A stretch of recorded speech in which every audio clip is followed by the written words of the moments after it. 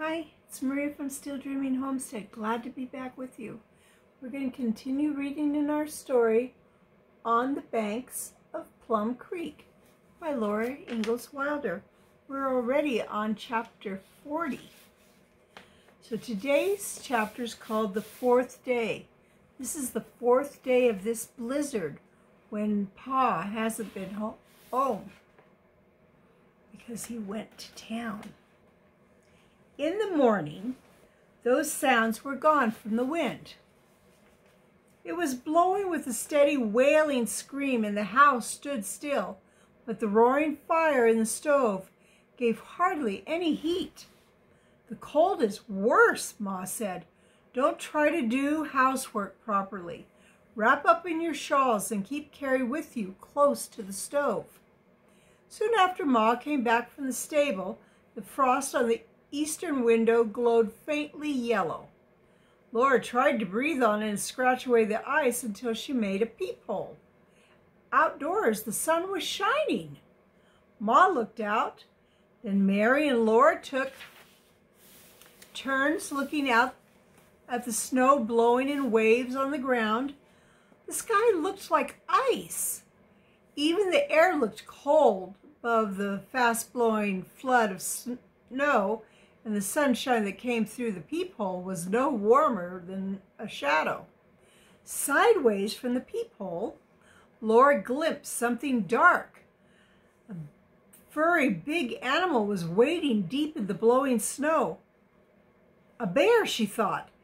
It shambled behind the corner of the house and darkened the front window. "Ma!" she cried. The door opened. The snowy, furry animal came in. Pa's eyes looked out of its face. Pa's voice said, "Have you been good girls while I was gone?"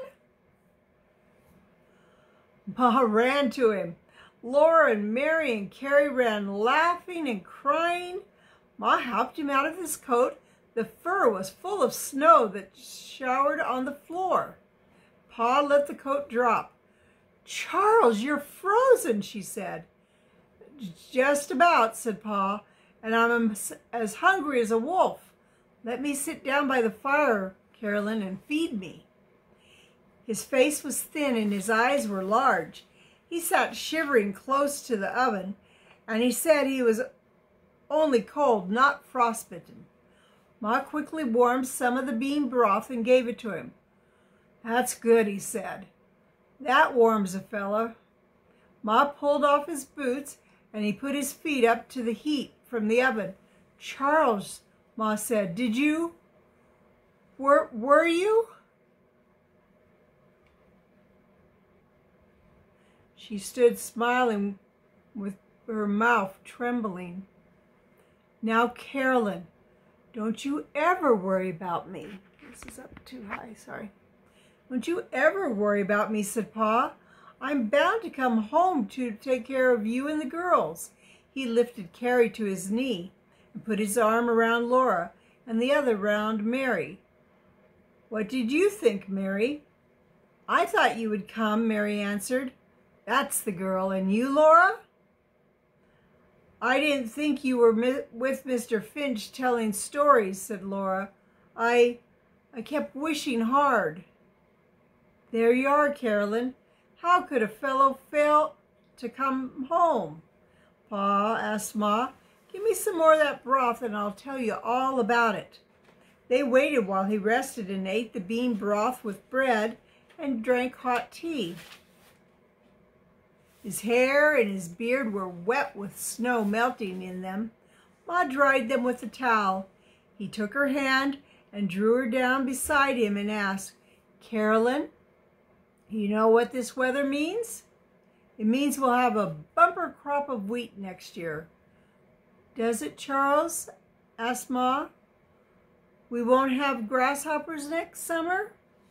"They say in town the grasshoppers come only when the summers are hot and dry and the winters are mild. We're getting so much snow that we're bound to have a fine crop next year." "That's good, Charles," said Ma quietly. Well, they were talking about all this in the store, and I knew I ought to start home. Just as I was leaving, Finch showed me a buffalo coat. He got it cheap from a man who went east on the last train running and had to have money to buy his ticket. Finch said, I could have the coat for $10. $10 is a lot of money, but I'm glad you got the coat, Charles, said Ma. As it turned out, it's lucky I did, though I didn't know it then. But going to town in the wind went right through me. It was cold enough to freeze the nose off a brass monkey. It seemed like my old coat didn't even strain that wind. So when Finch told me to pay him when I sell my trapped furs next spring, I put that buffalo coat on over my old one. As soon as I was out on the prairie, I saw the cloud in the northwest. But it was so small and far away, I thought I could beat it home. Pretty soon I began to run, but I was no more than halfway when the storm struck me. I couldn't see my hand in front of me. It would be right if these blizzard winds didn't come from all directions at once. I don't know how they do it. When a storm comes from the northwest, a man ought to be able to go straight north by keeping the wind on his left cheek. But a fellow can't do anything like that in these blizzards. Still, it seemed I ought to be able to walk straight ahead, even if I couldn't see or tell directions. So I kept walking straight, I thought, till I knew I was lost. I had come a good 2 miles without getting to the creek. I had no idea which way to turn. The only thing to do was to keep on going. I had to walk till the storm quit. If I'd stopped, I'd freeze. So I set myself to outwalk the storm. I walked and I walked. I could not see any more than if I'd been stone blind. I could hear nothing but the wind. I kept on walking in that white blur. I don't know if you noticed, there seems to be voices howling and things screaming overhead in a blizzard. Yes, Pa, I heard them, Laura said. So did I, said Mary, and Ma nodded. And balls of fire, said Laura. Balls of fire? Pa asked. That will keep, Laura, said Ma. Go on, Charles. What did you do? I kept on walking, Pa answered. I walked till the white blur turned gray and then black, and I knew it was night. I figured I'd been walking for 4 hours, and these blizzards last 3 days and nights, but I kept walking. Pa stopped, and Ma said, I had the lamp burning in the window for you. I didn't see it, said Pa. I kept straining my eyes to see something, but all I saw was dark. Then all of a sudden, everything gave way under me, and I went straight down. Must have been 10 feet. It seemed further, though. I had no idea what had happened or where I was, but I was out of the wind. The blizzard was yelling and shrieking overhead, but the air was fairly still where I was. I felt around me. There was a snow banked up as high as I could reach on 3 sides of me, and the other side was a kind of wall of bare ground sloping back from the bottom. It didn't take me long to figure out that I'd walked off the bank of some gully somewhere on the prairie. I crawled back under the bank, and there I was with solid ground at my back, and overhead snug as a bear in a den. I didn't believe I would freeze there, out of the wind and with this buffalo coat to keep warmth in my body, so I curled up in it and went to sleep, being pretty tired and all. My, I was glad I had that coat and a good warm cap with ear laps and that extra pair of thick socks, Carolyn. When I woke up, I could hear the blizzard, but faintly. There was solid snow in front of me, coated over with ice where my breath had melted it. The blizzard had filled up the hole that I had fell through. There must have been 6 feet of snow over me, but the air was good.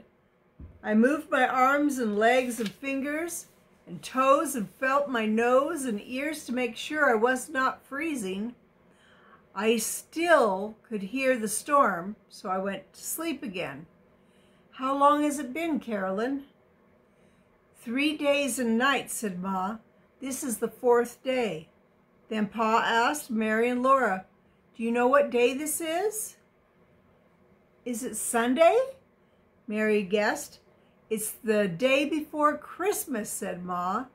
Laura and Mary had forgotten all about Christmas. Laura asked, did you sleep all that time, Pa?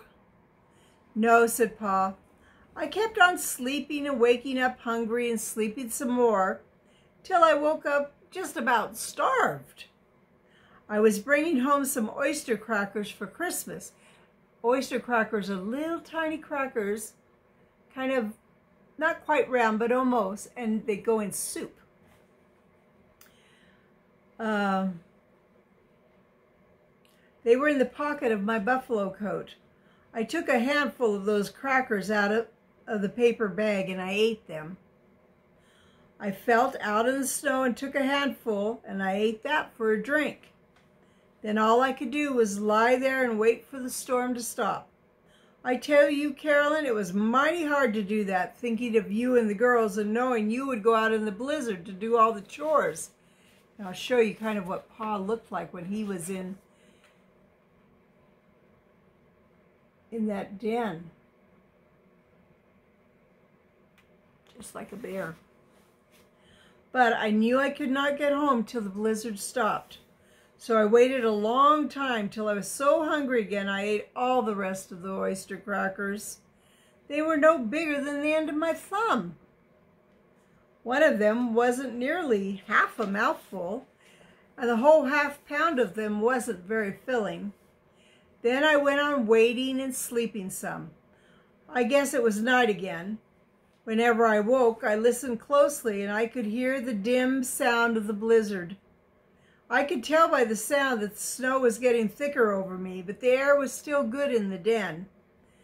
The heat of my blood was keeping me from freezing. I tried to sleep all I could, but I was so hungry I kept waking up.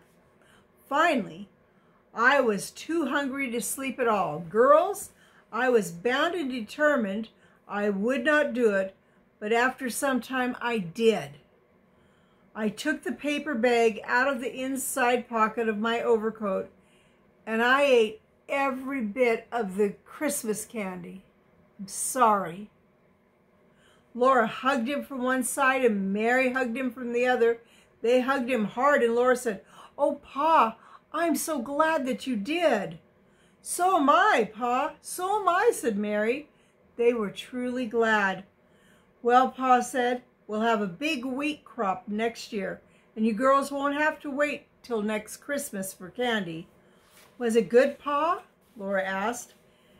"Did you feel better after you ate it?" "It was very good, and I felt much better," said Pa. "I went right to sleep after that and must have slept most of yesterday. And last night, suddenly I sat up awake. I could not hear a sound. Now I was buried so deep in the snow that I couldn't hear the blizzard. Or had it really stopped? I listened hard. It was so still that I could hear the silence. Girls, I began digging out of that snow like a badger. I wasn't slow digging up out of that den. I scrambled up to the top of that snowbank, and where do you suppose I was? I was on the bank of Plum Creek, just above the place where we set the fish trap, Laura. "Why, I can see that place from the window," said Laura. "Yes, and I could see this house," said Pa. All that long, terrible time he had been so near. The lamp in the window had not been able to shine through the blizzard at all, or he would have seen its light. "My legs were so stiff and cramped that I could hardly stand on them," said Pa. "But I saw this house and I started for home just as fast as I could go. And here I am," he finished, hugging Laura and Mary. Then he went to the big buffalo coat and he took out of one of his pockets a flat, square-edged can of bright tin. He asked, "What do you think I have for Christmas dinner?" They could not guess. "Oysters," said Pa. "Nice fresh oysters. They were frozen solid when I got them, and they're frozen still. Better put them in the lean-to, Carolyn, so they will stay that way until tomorrow." Laura touched the can. It was cold as ice. "I ate up the oyster crackers. I ate up the Christmas candy. But by jinx," said Pa, "I brought the oysters home." Wow. That was pretty special. Well, I can't believe he was so close. But he was safe. Isn't that wonderful? He got that buffalo coat. Well, it's Maria from Still Dreaming Homestead. I want to pray blessings on you and yours, in your house, out of the house, in the day and the night. Whatever you do, keep dreaming. Good night.